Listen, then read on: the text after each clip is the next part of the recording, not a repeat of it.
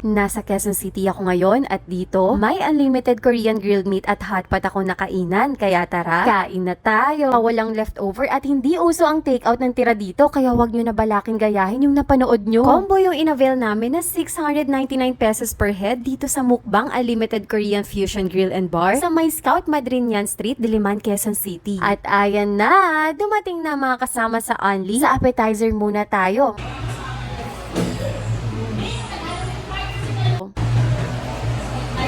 Sa grilled, may kasama siyang pork samgyupsal, beef at mga marinated meat. Meron din beef enoki, scallops at hipon. Syempre, joke lang yan. Hindi ko talaga sinama ang shell. Huwag kayong gullible katulad ko.